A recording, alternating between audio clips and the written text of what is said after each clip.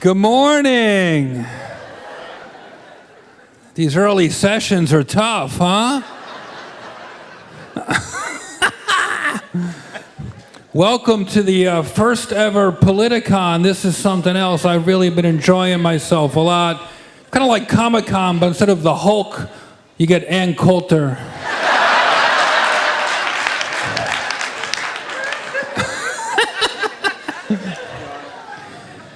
And a couple of guys who look like they... How you doing, sir? Is everything all right? You're not...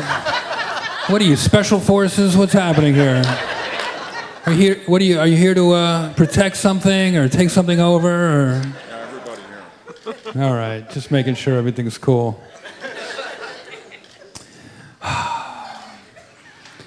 Laughter's the best medicine, folks.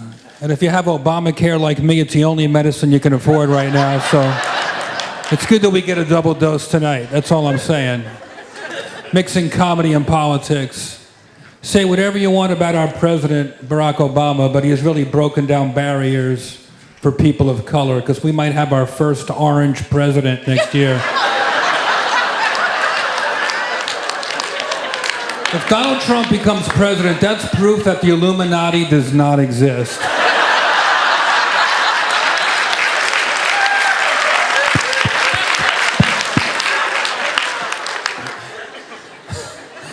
We have to make America great again. We're all losing, we gotta be winning. Who writes his campaign speeches? Charlie Sheen 5 years ago?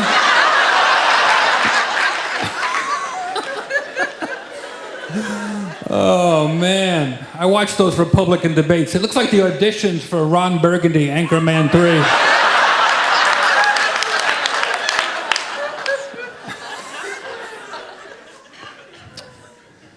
But that's all right, because Kanye says he's going to run for president. Which means maybe he'll get assassinated. Who knows? Oh, stop. Don't fucking repeat that joke. This is just for us here at Politicon. Way to go, John. Way to put the con in Politicon. John Max is here, one of the founders of this whole event. How you doing, buddy? Good to see you. It's all about taking chances, whether it's politics or comedy. The riskiest joke I ever told, I wrote with John on the phone. You remember?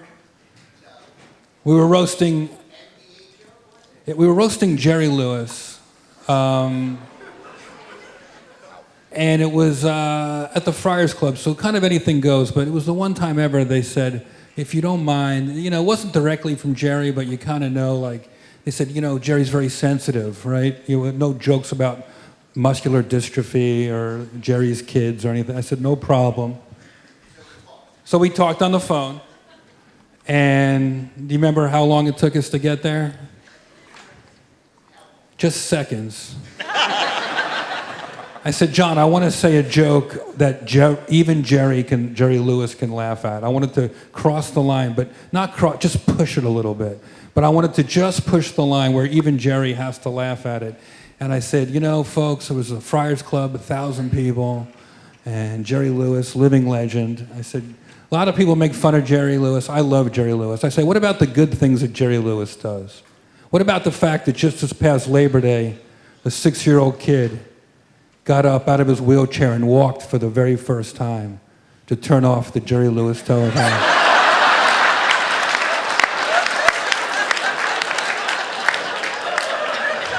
And I have a picture on my refrigerator of Jerry Lewis cracking up at that joke. How you guys doing over here? What time's the electrical fire supposed to break out? Love the LA Convention Center. Looks like they shot Planet of the Apes outside.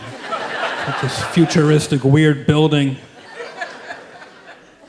I'm from New Jersey, where we have our governor, Krispy Kreme's, running for president.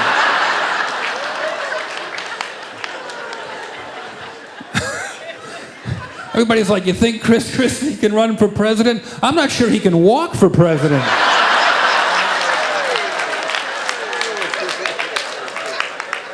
How do you fit a round president in an Oval Office?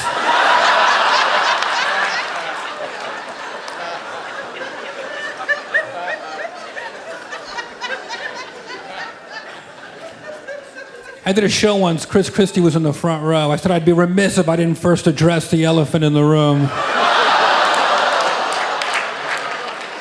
Which is a fat joke and a Republican joke if you think about it. But he was a good sport. He ate 2 peanuts out of my hand, so. You guys made me feel so good. I had a weird date the other night. This chick was not into my Bill Cosby impression. Why is the coffee making you sleepy? I put the roofie in the pudding.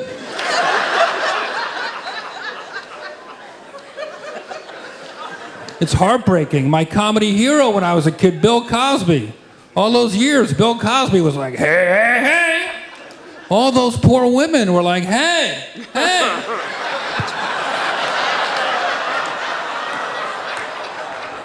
Hey.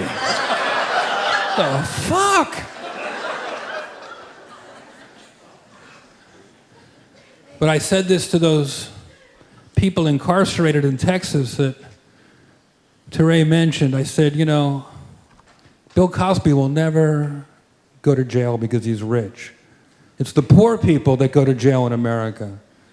Right now, there's people in prison in America for possession of less marijuana than I have in my lungs right now.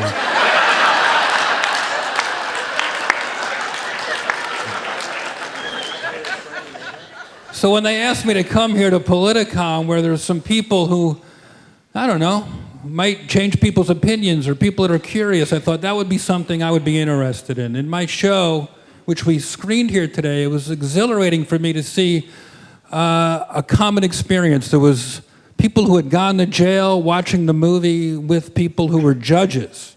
There were young people, old people. There were people there who told me they illegally download Comedy Central in China, risking their life, basically, their freedom for a laugh. And I go, America, we say we're a free country, but we have more people locked up than anywhere else in the world. So maybe if I could go to this Politicon and see what it's all about, and maybe not find all the answers, but keep asking the questions, maybe I'll feel a little more proud of what I'm doing. So that's why I came here.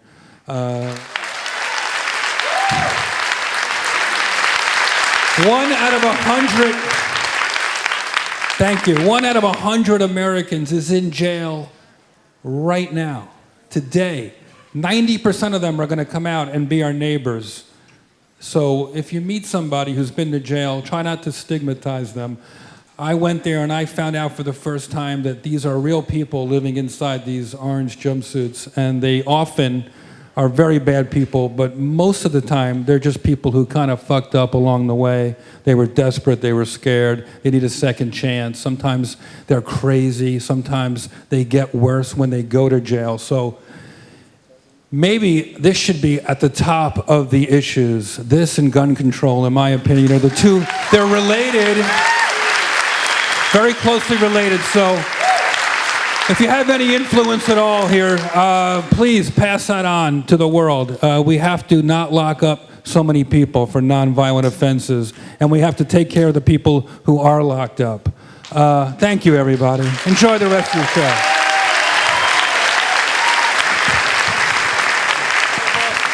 Jeff Ross, everybody, give it up for Jeff Ross.